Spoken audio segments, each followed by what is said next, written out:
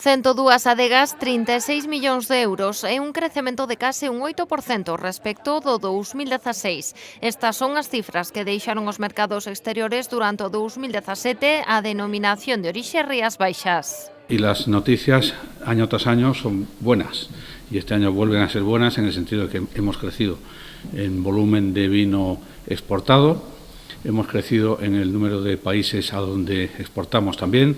Hemos crecido sobre todo en el valor económico de nuestras exportaciones. A día de hoxe, as exportacións supoñen máis dun 26% do volume total de negocio da ADO. Destaca ademais o elevado valor que acaldan os caldos de Rías Baixas, que chegan a un prezo medio de 5,49 euros o litro. El precio medio al que vende España, el precio medio, para que se queden ustedes con el dato, es 1,25 euros el litro.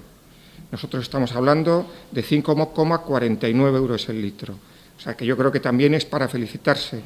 Estamos en datos de precio de venta en exportación anteriores a la crisis. Estes datos sitúan a Rías Baixas como a segunda denominación española cun maior volume de comercialización de viños brancos no estranxeiro. Sorrueda supera estes datos. Non en van no 2017 a ADO incrementou en case un 3% as súas exportacións, cun total de 6,57 millóns de litros de viño e chegando a 71 países. Podemos hablar de Qatar, podemos hablar de que nuestro vino ya está en Tanzania, Marruecos, países como Kenia, Bermudas, Islas Caimán, Aruba, Bielorrusia, etcétera. O sea que para que se vea un poco todo lo que es el dinamismo del tejido empresarial de Rías Baixas. A conselleira do Medio Rural asegurou estar moi orgullosa dos resultados presentados polo Consello Regulador.